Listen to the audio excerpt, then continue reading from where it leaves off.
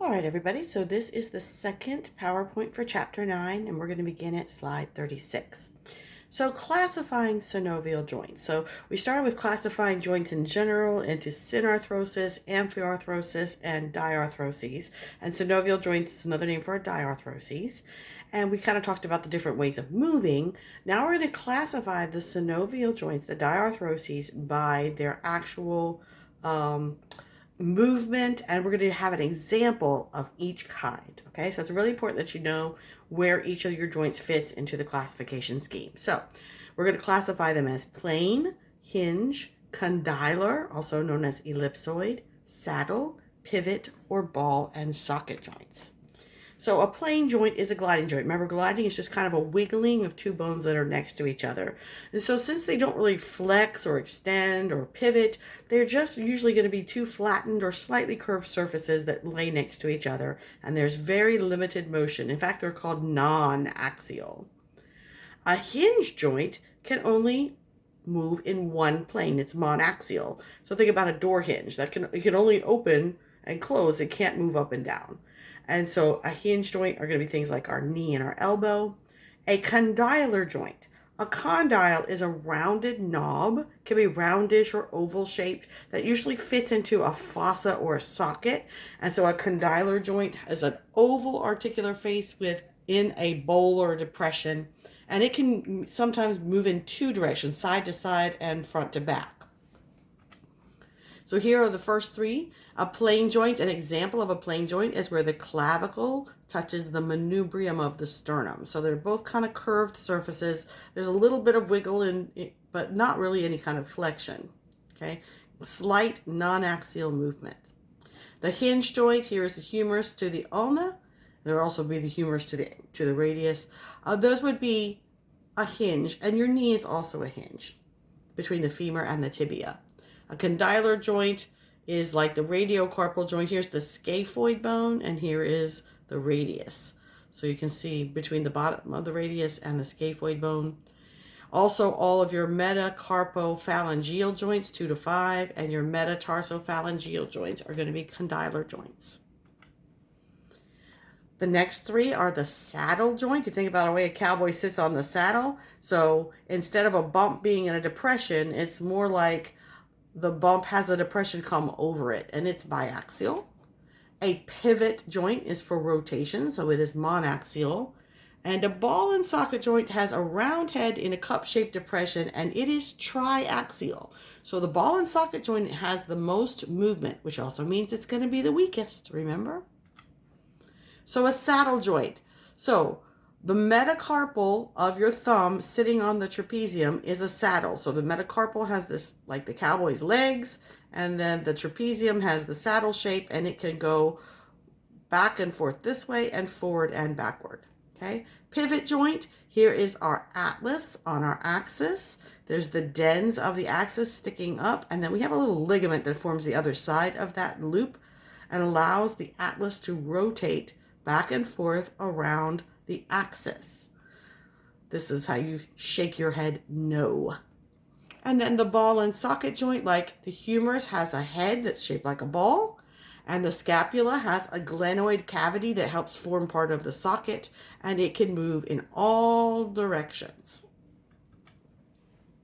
Again, so the example of a hinge joint, your elbow joint is an example of a hinge joint. And now we're going to start giving a little bit more details about what's in each of these joints, which ligaments I want you to know, and things that are important about each joint, okay? So the elbow joint is going to involve articulations between the humerus of the upper arm and the radius and the ulna. So there's going to be a humero-ulnar joint, which is larger and stronger than the other joint. It's between the trochlea of the humerus and the trochlear notch of the ulna, and it has limited movement in one direction. The humeroradial joint is smaller, and it actually goes between the capitulum, or the ball shape at the bottom of the humerus, and the head of the radius, which is indented a little bit on the top. And it's kind of a mini ball and socket joint.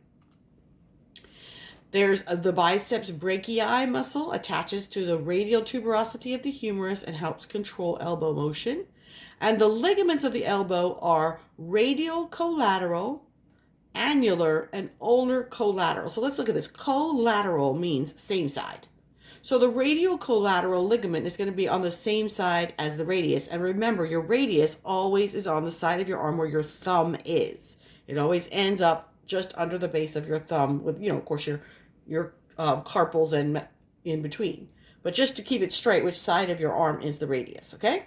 And the annular ligament wraps around the elbow, the other direction. So one is kind of vertical, connecting the humerus to the radius. And then the ulnar collateral connects the humerus to the ulna, going down like a strap. It's on the same side as the ulna, and the annular wraps around. So let's see a diagram. So right here, we're looking at the outside, so I can see here is the radius, here's the radial collateral ligament. Okay, I can't see the other ligaments right now. I can see a little bit of the annular. If I come over here and look on the inside of the elbow, I can see the rest of the annular ligament that's wrapping around both bones. And now I can see all of this. Isn't this crazy? All of this is the ulnar collateral. It's kind of a Y shape. A little bit of the capsule here. The knee joint is another hinge joint. It's very complex, and it has 7 ligaments that help to stabilize it. It has to carry all the weight of the entire upper body through the femur to the tibia, and there are 3 joints actually in the knee. There are 2 between the femur and the tibia, and they are the medial condyle of the 2 and the lateral condyles of the 2. And then there's 1 joint between the patella and the patellar surface of the femur. Now, this is going to have a capsule around it that's going to be called the joint capsule of the knee. We're going to have that infinity sign shaped extra piece of cartilage between the condyles of the femur and the condyles of the tibia. And the job of this meniscus is to cushion and stabilize the joint. Now it's one piece, but you should know which side is the medial meniscus and which is the lateral meniscus. And as I mentioned before, there are 7 major ligaments that help hold your knee in place. So your knee doesn't very often get out of joint. Elbows can sometimes get injured, but even with a hinge joint, having one direction of movement makes it more stable. And these 7 ligaments even add even more stability. So there is 1 patellar ligament across the front. There are 2 popliteal ligaments on the back. And then there are an anterior cruciate ligament and a posterior cruciate ligament. And then there's the tibial collateral ligament, also known as the medial collateral, and the fibular collateral ligament, or the lateral collateral. If you're in sports, you probably are familiar with some of these terms. So this is where we would get your MCL and your LCL and your ACL and your PCL. All right, so let's start at the outer layers of the knee. You see here is the patella bone. It's embedded within the tendon of the quadriceps or the rectus femoris, okay? And then between here and here, this is bone to bone, so this is a ligament. So this is my patellar ligament.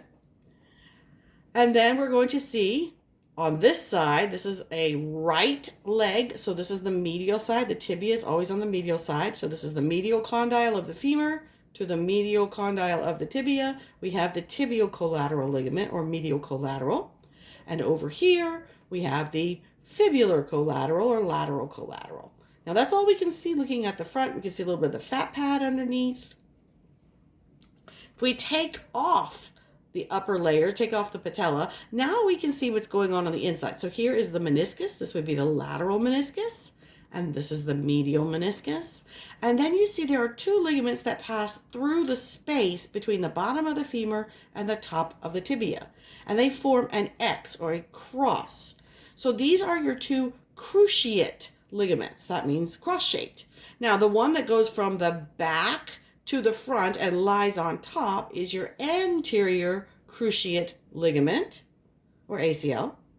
And the one that starts on the back of the front surface and goes further to the back and is behind this one is the posterior cruciate. Okay, here I can still see the fibular collateral. I can't really see the tibular collateral anymore. Oh, it's all right out here. Here we go. Now we look at a back view, the back of the knee. We have a couple muscles here. There you can see where bursa are located. And we have the joint capsule surrounds most of the back. We can see the tibial collateral. Notice it's on the other side now because we're looking at the back of the right leg. Here's the fibular collateral. And these are the popliteal ligaments. They're the ones that run across the back of the knee. If we take all that off and see what's going on deeper, now you can see this is the anterior cruciate ligament. We just see a little glimpse of it. And this bigger one is the posterior cruciate ligament, and it splits. Part of it goes down here to the backside of the tibia. Another piece of it actually wraps around the meniscus, the lateral meniscus. Okay, but they're both considered part of the posterior cruciate ligament. Okay, so those are the hinge joints, the knee and the elbow. The ball and socket joints are the shoulder and the hip. And you do need to know the ligaments associated with these. But if you've learned the bones, the ligament names will be so easy, okay? So this is also called the glenohumeral joint because it goes from the glenoid cavity of the scapula to the humerus. It has the greatest range of motion of any joint, which means, of course, it is the most weak, so it is the most frequently dislocated joint. And it's supported by muscles, tendons, and ligaments. Now, we have the glenoid cavity, but it's not very deep. So we'll add a ring of cartilage to make the socket deeper. And that ring of cartilage is called the glenoid labrum. We're going to do the same thing on the hip joint. Okay. Then we're going to have the acromial process and the coracoid processes of the scapula are going to be starting points for lots of ligaments. And so they will have acromio or coraco in the name of the ligament. So here are the ligaments, acromioclavicular. So what's it connecting? The acromion process of the scapula to the clavicle. You see clavicle in the name. Coracoclavicular, coracoid to clavicular. Coracoacromial just attaches the coracoid process to the acromial process. Coracohumeral goes from the coracoid process to the head of the humerus, and glenohumeral from the glenoid cavity to the head of the humerus. A shoulder separation is a partial or complete dislocation of the acromioclavicular joint. So this ligament.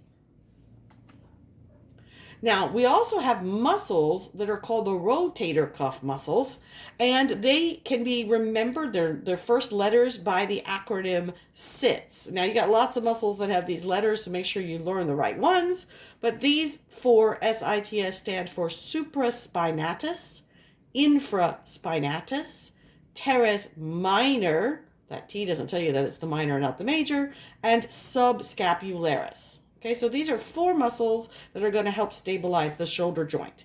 And then we have the shoulder bursae. They are listed here. I'm not going to ask you about individual shoulder bursae on the test. So here's a diagram. So here's my acromion process. Here's the coracoid process. These are both parts of the scapula. Here is where the acromial end of the clavicle is.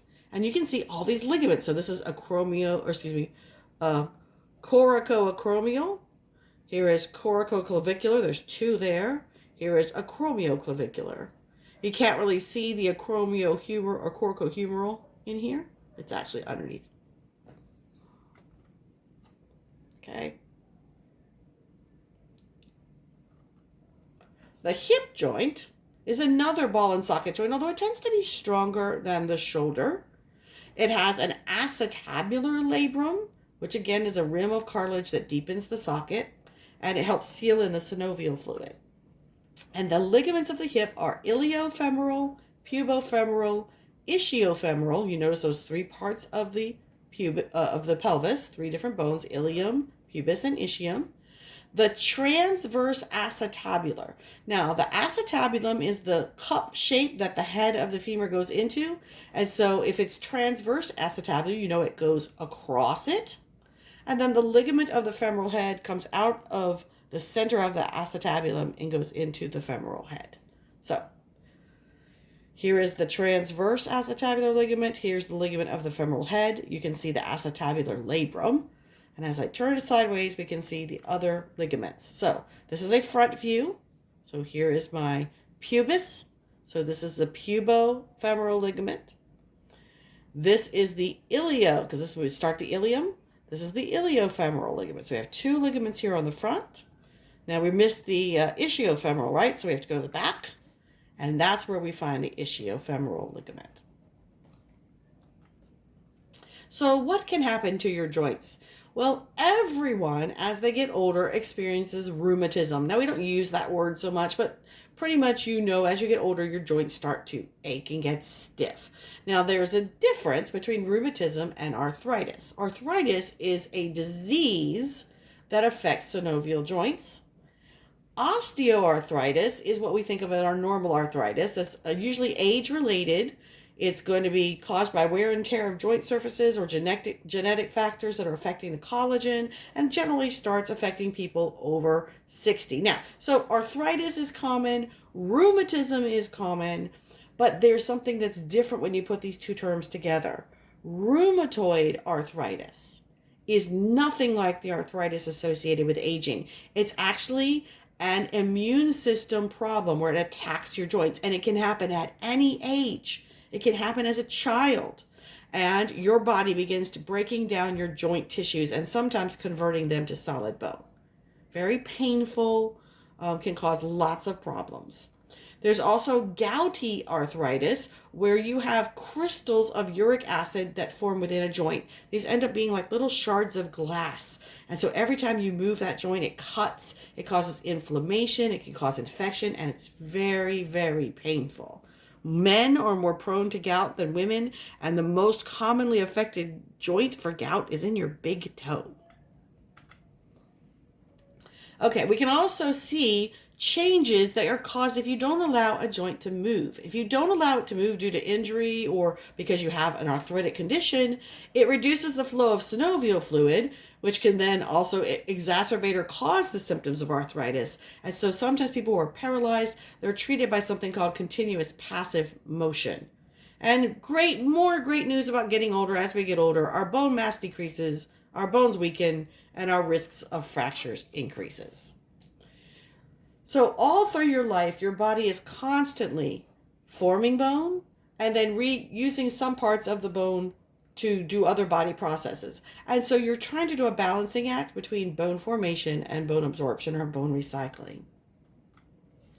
Factors that affect which one you're doing more of are your age, how you're physically stressing your body, different hormone levels, your calcium and phosphorus uptake in your diet and how much you're excreting and how much you're using, and there can be genetic or environmental factors.